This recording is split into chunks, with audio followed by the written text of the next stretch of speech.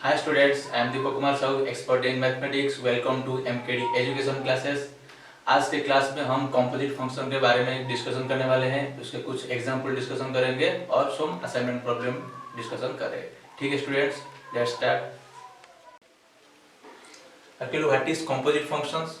Composite functions means functions of a function, यानी कि function के अंदर और एक फंक्शन होगा। ठीक है, so if y equal to f of u, इसका मतलब क्या है? मतलब है अगर y f ऑफ u यानी कि फंक्शन ऑफ u होगा और u क्या है? u अनदर फंक्शन है, यानी कि g of x, then u is the function of x and here y is the function of u, then y equal to, अगर ये दोनों फंक्शन को अगर एक ही फॉर्म में लिखेंगे तो किस तरह लिखेंगे?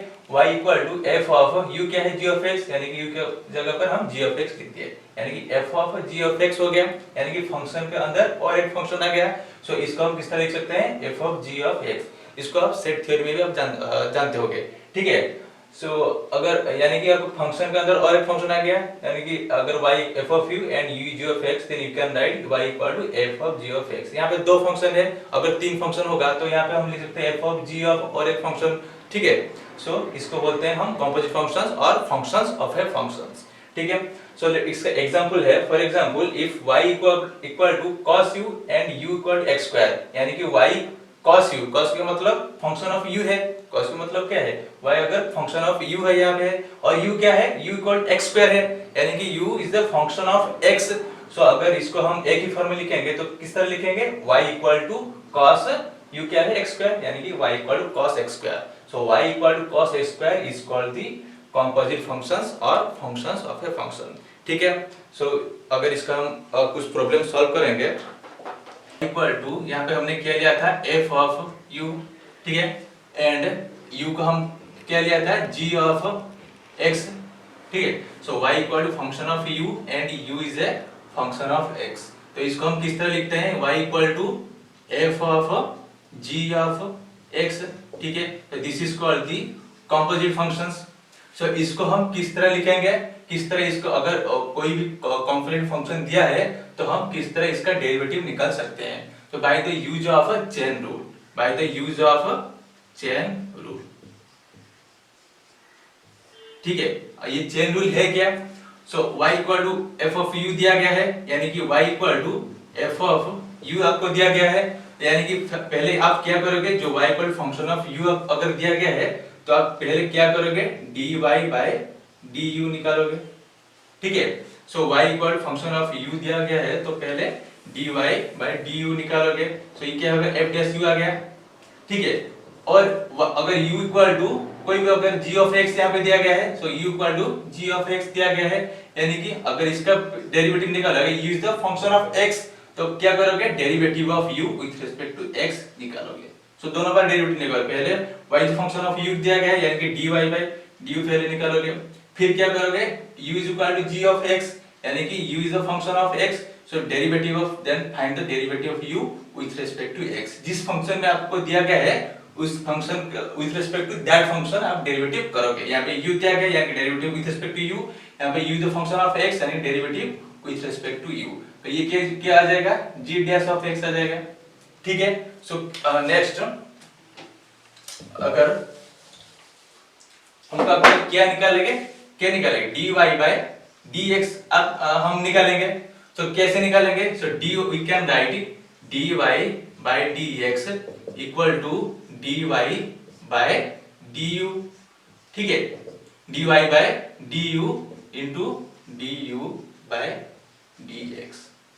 सो we can write dy by dx equal to dy by du into dy by dx।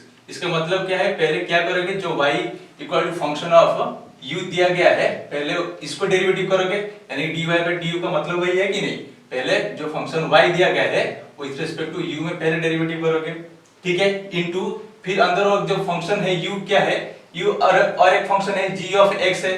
ठीक है, u क्या है? और एक g ऑफ x है, यानी कि u को फिर और एक डेरिवेटिव करोगे विद रिस्पेक्ट टू x में।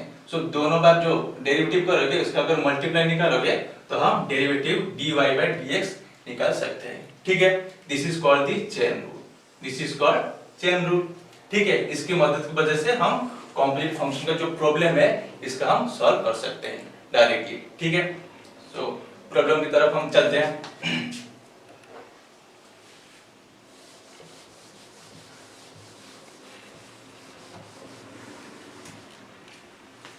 सो हमारा प्रॉब्लम है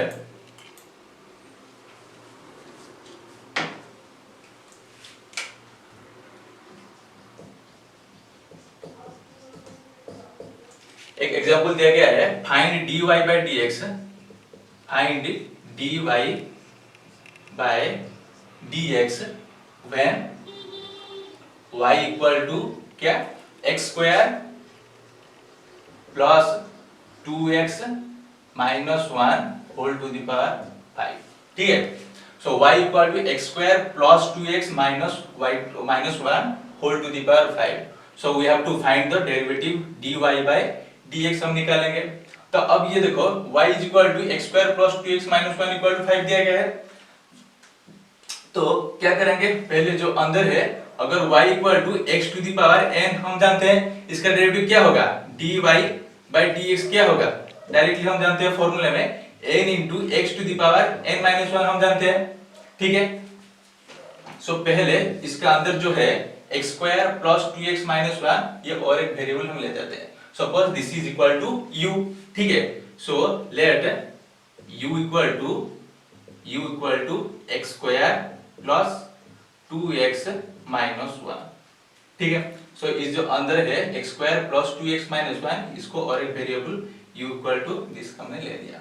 ठीक है, तो ये क्या हो जाएगा, u equal to function of x में आ गया, so u is the function of x। और यहाँ पे देखो y को हम किस तरह लिख सकते हैं, y is equal to function of u, यानी कि u टू द पावर, ये y क्या हो गया, u टू द पावर 5 हो गया कि नहीं।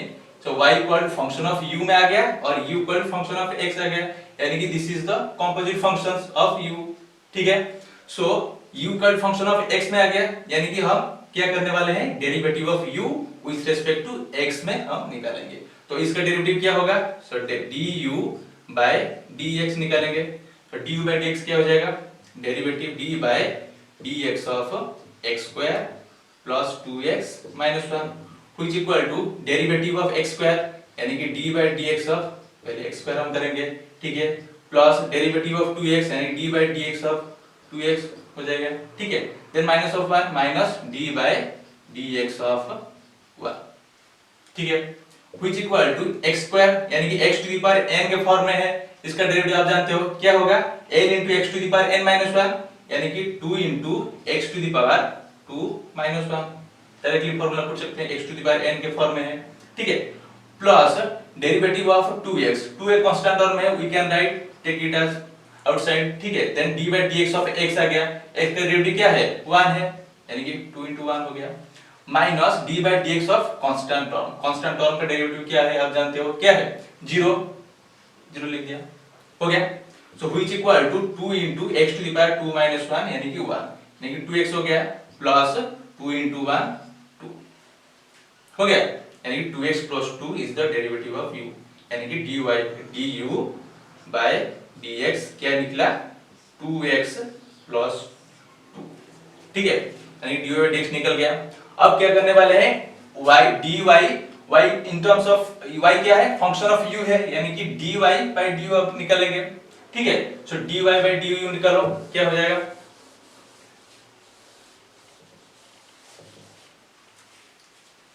dy by du।